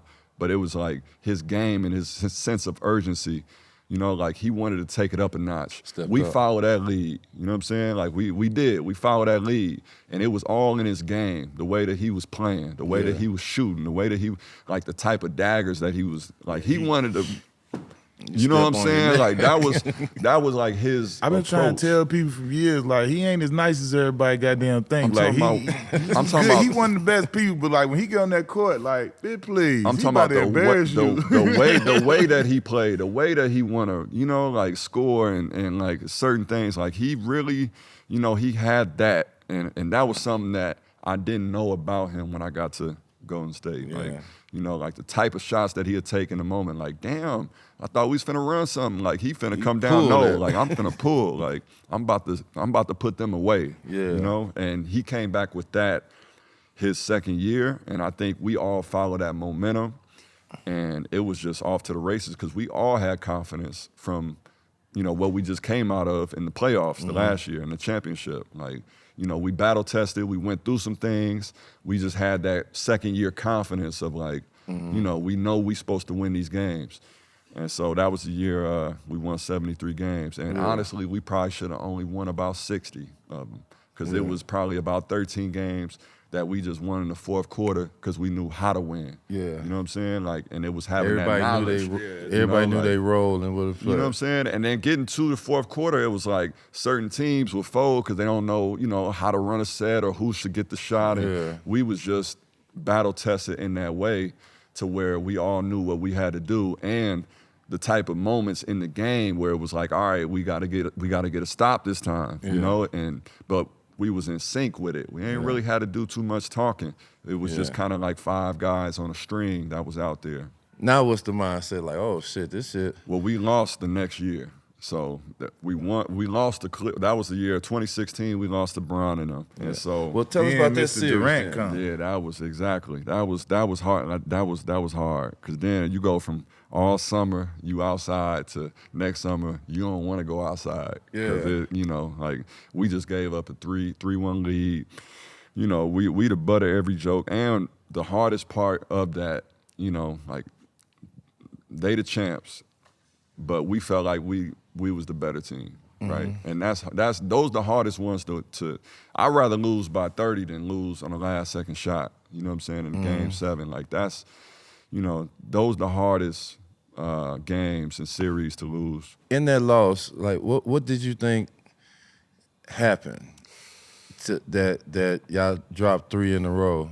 A mix of a lot of things. The momentum. Draymond got suspended. And then Draymond got suspended. It was almost like instead of playing to win, we was playing not to lose. You see what I'm saying? And that you did. Kyrie, and of course, LeBron, but like those 3 games that they had. Yeah, that seemed like some Shaq and Kobe moments. You see what I'm saying? Like they that really was 40, like 80 really points from 2 players. They really etched in their name in history because of that series. Yeah. And Klay still to this day say it like he didn't want to switch. He didn't want to switch. That was another one. But with Kyrie, with what he did, like that game 5, game 7, like Klay was a lockdown. He defender. Definitely was. Great defender. If you remember during that time, two-way, like Klay was the name you would hear. Yeah. He the best two-way guard, two-guard in the league. But them dudes, man, Kyrie was on a different level. Like the shots he was hitting, them was Kobe type shots. Like, shot making. You see what I'm saying? Timely, like you shot said. Shot making. Like, like I'm getting to my spot and it don't matter. I'm shooting the fade. And then for him to get the moment at the end, like everybody like expecting it's about to be Bron or whatever, and for him to get like not on the kick out, like, nah, this is your show. You got the ball, get the fuck out the way. This is what he does. And then he did it. And what's cold is I played with Kyrie in Cleveland, and so I've seen him do it before. I've seen him hit game winners. You know what I'm saying? The 1-2 hezzy off the right, like step to the side. You know what I'm saying? Like step to the right, like that, you know, right in the pocket. So I know he got that in him. It's that clutch. Like he got that. He won it too. Yeah. Like you know, not only is he gonna make it, he's gonna take it. Yeah. And so it was hard. It was hard watching that. You know, knowing that overall we felt like we was the better team. Yeah. But you know, in the moment, like they took those games from us and they beat us. Yeah. And so you know that was.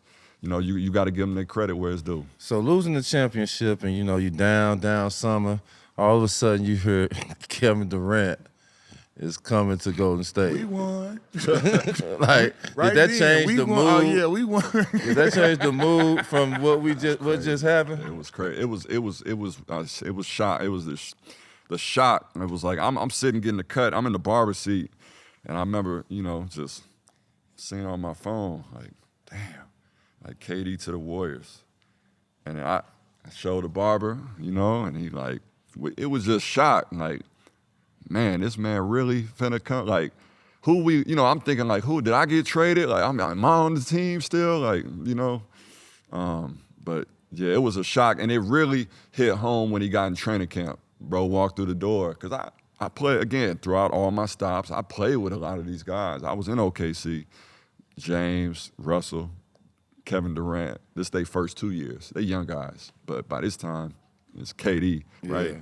Yeah. And just watching him, I remember watching him warm up, watching him go through his workout for the first time. I was just sitting there just like a fan. You know what I'm saying? Like, you know, like we already won a chip by this time. Like we feel like we made men, but we watching as a fan. Like this dude, 7 foot out here, what he doing, his work ethic, like watching him, you know, get to his spot, shooting trays, hezzies, all the, you know, the 1-2s, like the footwork. Like, it's like, damn. Tall as hell, too. Real 7 foot. I mean, he's 6'9", but footer. You know what I'm saying? Out here, you know, all the guard work, you know what I'm saying? With that gun, you know? And it was just like, he about to be on our team with what we got. Like, it's finna be fun. It's finna be fun. And it was, because it changed the mood during the summer. It changed the mood. It changed the mood because it was me, Dre, still in the second team. So, you know, obviously, it took us to a different level because we already had the culture in place with Steph, Clay, Dre, right? And then you had me and Andre as the vets. Go out, you get David West, bring in another vet. You know what I'm saying? He new to the team, but he a made man. D West, shout out D West. Yeah. You know, so now you got, you know, a solid foundation, and then you just bring this killer to, you know what I'm saying? You bring a unicorn to what we have. It was just telepathy. You know what I'm saying? Like we all just moving. It's like string music. You know what I'm saying? But then you got him in the fourth to, like, we just out here watching him. Like, just get this man to rock. Like, How did you look at Steph? Because I know you had a high level of respect for Steph, but for Steph to have KD come in and, I don't want to say take a step back, but understood, like, yeah, KD might need to be the first option. I need to be the second option. How did you look at Steph after you seen him with no problem welcome KD with open arms and was cool with him taking the most shots and doing all that? It was hard for Steph because it was an adjustment. He didn't make the adjustment until Christmas game. And I remember I think we lost to the Cavs that game. Kyrie again, last second shots. But, you know, Steph, that's the part where you say he's such a nice guy because he is the most humble superstar I've ever been around. Yeah. We done been around superstars, and the blueprint of what you've seen was Mike, where it's like, get out the way. If you don't want to win, my way, right? And everybody coming after Mike felt like you had to be a certain type of, you know what I'm saying, personality. Kobe was that way in a way, right? Like, it was the asshole type of personality. Steph wasn't that way, but he still had that competitive killer instinct on the court, but he's quiet, good dude, well-spoken, right? Come from a good background, all the things where it was just different. And he allowed you to be comfortable on the court with him, even though he was a superstar. And you didn't get that a lot. You know if you're playing with superstars, because that ball got a little bit more weight on it when he passed it to you. You know what I'm saying? Like, you know, Steph allowed you to still be yourself. He still, you know, wanted you to be yourself. He never got on guys. He was never yelling at guys. That wasn't his type of energy. And so when KD got there, the fact that he went to go recruit, you know, like not recruit, but just talk to him, you know, and hey, man, like we got a chance to do something special. Most superstars, like, hey, team, you know, GM, you go do that, right? Like you know, I'll put a call in, but I'm not finna pull up. Like that's the humility that Steph has. And that's the, you know, his character, what goes into his character. Like, you know, I'll take a step back if this is for the best of the team. You don't see that with superstars. It's my narrative. You know what I'm saying? I'm going to control it the way, because that's what my talent dictate. That's what I watched. He did it differently. So he took a step back and had to make the biggest adjustment. And I think that's what KD was looking at. Like, you know, is Steph going to take that step back? I've never seen anybody score so efficiently as KD. 30 on like 12 shots. 12 shots. How? Right. And so like when he came, it wasn't really an adjustment for him because he could get his in the flow like no one else I've ever seen. Steph, you know, like his was a little bit more volume, right? Yeah. Like he needed a little bit more rhythm. And then after that Christmas game, I think, you know, there was internal conversation amongst them two, which it had to be, right? Like, look, I need you to be Steph Curry. And then once Steph was like, all right, you know, KD good, he's good with us, it was like unstoppable from there. You grew up in Illinois, so I know you're a big Bulls fan. You watched Mike them win 6 championships. They say the team with you and KD is one of the best teams ever. So debatable. If you match them Bulls team, that Bulls team that you seen win the championship, You going there with it. he's the best you can tell us. That Bulls team that you seen win 3 in a row to the team that you played with KD, what you think that matchup would look like? How can you really compare eras? But like I'm a Bulls fan. I grew up. It's hard for me to ever put anybody over the Bulls. I'm gonna just keep it a buck. You know, like I'm Good man. No, right for real. I'm gonna keep it a buck. Like it's it's the Illinois Mike, pride. Yeah, you know, like it's you know it's Mike over everything. But like our team, I will say this from a depth standpoint and the amount of star power that you had on our team, especially throughout the course of the game nowadays with the way the 3 is being shot, and you got 3 gunslingers out there. You know, like I'm talking about real snipers, real snipers, like that you're not leaving. So that's the, you know, like the amount of star power. Like obviously Mike, you know, the biggest star, you know, in my eyes. You know, his will to win, but you can't compare eras. For us, it's just being in the conversation. For me, I'm gonna speak for me. Being in the conversation, like. You know, like we did our job. Tell me this, right? Like you talked about being a journeyman, going from team to team after the LA situation. Like did you, and I've seen it, and I was extremely stupid happy for you. Like did you ever think that you would be able to have a team where you got the fan base love like that and the respect in the city, and like that's basically like as far as NBA teams go, that's home for you. Yeah. Like, you know what I'm saying? You're going to be immortalized forever. You're a champion there forever. Did you ever think that you would get that at a point? No, I didn't. No. I just, again, for me, you know, can I play 82 games? Can I play on the playoff team, you know? And then from there, maybe we have a chance to win a championship. You know this, Q. You got so much talent that it came through the league. They ain't never sniffed the finals. Yeah. Like, how hard is it to make the finals? Like, to win a championship alone, it take luck too. I will say that. Like injuries, everything that goes into it. So I think once we won our first one, the shock and the surprise that came with that, we didn't expect to win it. When I first got there, we didn't know we were gonna win it. It was just like, we might have a chance. But I think once we won it, it was like, okay, like we can do it. Like, let's do it again if we can. Like, we young enough, guys in their prime. Like, let's go for it while we can. That's why we went for the 73 games. When else are we going to have a shot to make history? Let's go for this. Yeah. Like, let's do it. What we waiting on, you know? Going to the Bay, being able to accomplish that, being able to be etched in stone, you know, and carve our names out, that's what we all aspire to do. And then I think what made it special is we're going to do this as a team. Everybody's going to eat. You know what I'm saying? And we got a chance to do something special as a team. Like, we know who the star guys are. We know who the guys are. Like, you know, we ain't got to argue with that. But, like, when you have that much buy-in, especially with that much talent, that's where you start to see collectively special things being done. And then from there, you know, let everybody else argue and debate on, you know, all the topics. Tell me this, bro. You got one of the cleanest, nastiest mid-range games ever. Like, that ain't what I used to remember you for.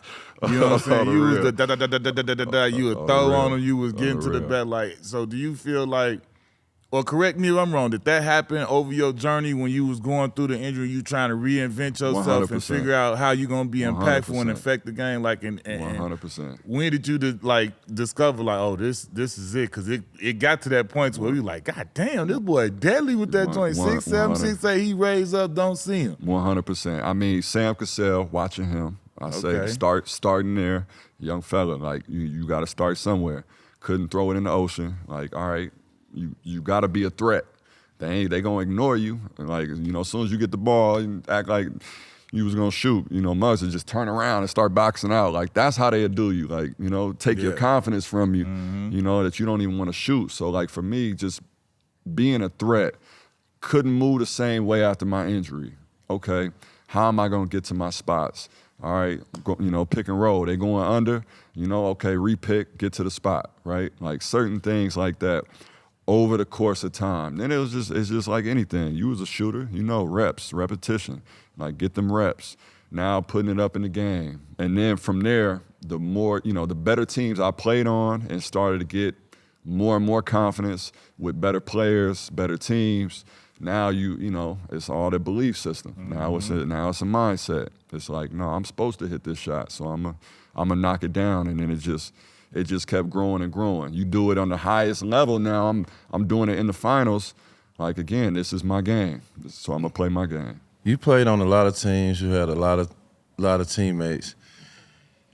With you involved, if you could pick 4 teammates to make your ultimate team, who would be them 4 teammates? Man, that's crazy. And you got to be in it. I gotta be in it. Yeah, you got to be. You either got to start the 1 or the 2. Which one?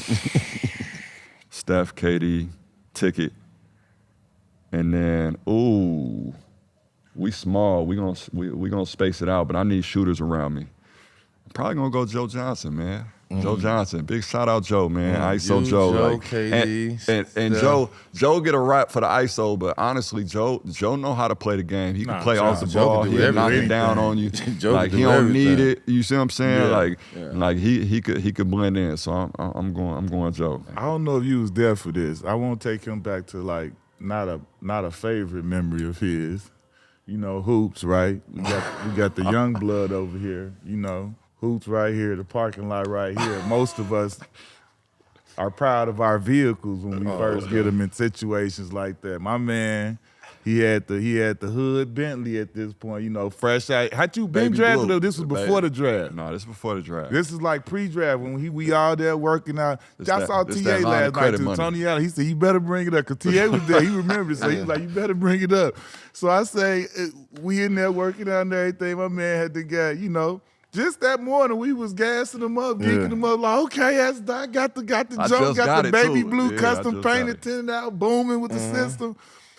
Bro, we ain't even hoop yet. This before hoop, like after the first workout, just about 1-something, we go out.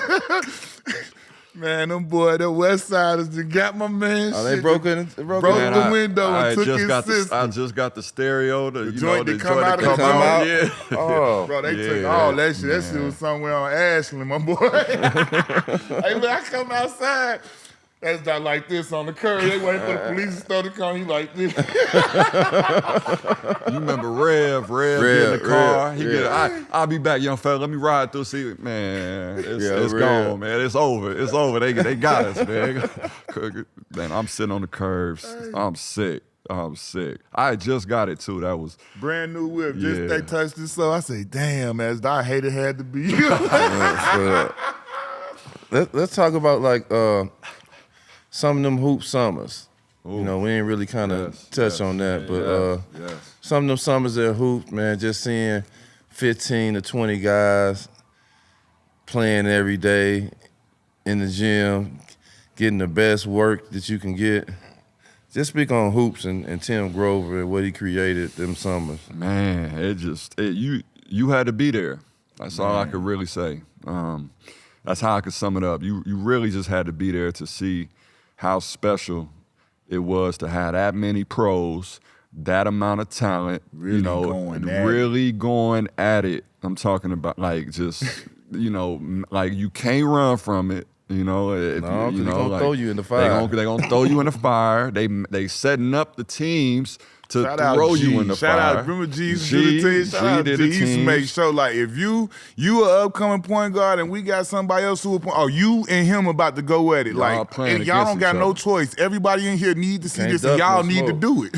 Can't duck no smoke. And then, man, shout out Paul Pierce, because he used to come back. Yeah, Twan used to bring him through. He brought him back in the crib every summer. And he would play. And he, and me and D would bust their ass. That's what I'm saying. Me and D would bust their ass. And Twan, Paul, y'all know this. And you had to see it. You really just had to see it because, you had the top guy, you had the guys at their position going at it, and it was a lot of talk. And Twan, he throwing gas on the fire in every single matchup. So, if you the top up-and-coming guard, and it's a up-and-coming guard in this draft or second-year, third-year guy, like you going at him, like and y'all gotta meet, and we gonna see. You see what I'm saying? And so cold. And it was just special because then afterwards, everybody in the city, summertime shy, everybody out, enjoying it. Where we going Tuesday? Right. Buzz Tuesday. It was just that type of vibe. You come get your work in, right? You might lift or whatever before, then play or play then lift. Just seeing the amount of guys. And for me, that's where I was able to get my confidence, to take to LA, to be like, man, listen, I've been playing in the summer. Like I told the team after my first year, like, I ain't working out with you. I'm going back to hoops. Yeah. Like that's Did you get a summer of that plus your lifting and all that stuff? When you go back to the season, your confidence and everything is ready to go. Because of who was already there. Who already there. You see what I'm saying? Like, are you playing against all the All-Star? D-Wade coming back, like, he there. Like, everybody, I think Brown might have came back one time, but it was just, outside of those guys, you had 50 NBA guys that could be in the gym at any time. Not no guys that rode the bench. And guys not no guys. I'm talking about real hoopers, real guys that was, rotation starters, all-stars, like that to me gave me my confidence. But just the vibe and to be around that energy, again, you couldn't run from nothing. And all the young guys coming up, me, Tony Allen, all the 2004 guys, Andre, Will Bonner was in it. It was like, like we used to go at each other based off that energy, watching the old heads go off each other. So we only might get 1 or 2 possessions out of a 7-point game. So we had to, give me the ball, man. Like, like I remember Tony Allen looking at me like, man, give me the rock, man. I'm finna, and that just made me mad where I'm like, okay, I want the rock because you ain't finna, like, that's just that type of energy that was special. And you had to be in the gym to really feel it. And you might not get on the court if you a college guy because, like it was just that level of talent. Overseas guys, you got to sit out. Guys that come with their shoes, be sitting on the side waiting. Mad leader, like especially Tim when don't you got care. 2 courts going, it's on. It's on. 1 court is on. I think I already know the answer to this, but we all come from humble beginnings. When you first got some bread, right? I don't know if it was the baby blue joint we just formerly spoke of, but what was the purchase you made? Was it the hood Bentley? It was the hood Bentley where you got it. That's what make it hurt even worse. And I knew this when it happened, but that was just like. Like, we all was mad for him. We was like, damn, you ain't got to do it. You could have took somebody. This is his first shit. I just got it, too. I just got the feet on him. I just got some little rims, got some feet. He was feeling good. Right. Damn, kill this joy. Come on, Chicago. Goddamn. Right. Yeah. So the Bentley, the hood Bentley. Yeah, the Bentley was it, man. I just got the tent. I just did a little paint job, like it wasn't nothing but it was a Chrysler 300. So hood Bentley, everybody. I remember when them dropped, everybody had one. Like the Bentley though, until the Bentley pull up and then it don't look like the Bentley no more. Yeah, absolutely. But I painted mine just to give it a little shot. Ain't no regular black right. You see rolling Tins, around but here. I keep them clean. Like, yeah. So that was the first purchase, but I ain't do much.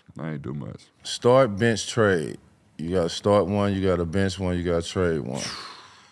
Luka, Shai Gilchrist, Dame Lillard. Man, that's tough, man. Probably right now, I'm probably going Luka, Dame, Shai. Ooh. You trading Shai? When you hear his trade? I'm a little disappointed. It's hard, man. I mean, but if I'm going favorite player, that's a GM hat. But favorite players, Dame, Shai, Luka, as far as like who I like to watch, who I would, who I like in their game. But if I'm team building, man, I can speak for me and Q, man. We proud of you, man. Proud of your career, man. Proud what you accomplished. See you and your beautiful family, man. You well, you healthy, man. Three-time champ. And man, like you say, you always been our brother. Every time we see you, we on the same page, no matter if we don't see you for a year or we just see you the next day. But man, we really, really appreciate you, bro. And happy that you persevering the way you did and to be a champion, man. Absolutely. When we see guys like that, even though me and my guy didn't really win no championship, we feel like we win a championship when we see guys like you get that championship. Absolutely. And I got to say this on the show, man. Appreciate y'all just cuffing me because, coming up, again, from Peoria to Chicago to L.A., that for me, and I tell people this, is what gave me the confidence. Hoops in general, but obviously y'all was the guys that was up there, that was the loudest ones. You know what I'm saying? That was moving the energy, moving the needle. And for me to, have y'all as the mentors, like that's how people was looking at me. Like, oh, he coming from this group. He coming from this circle. So just, appreciate y'all pouring into me as a young fella because we need more, mentorship with young guys, especially in the league. Most definitely, man. Yes, That's sir. a wrap, man. We appreciate my man, three-time champ. Absolutely. S. Dot in the building. Absolutely. Tap into it.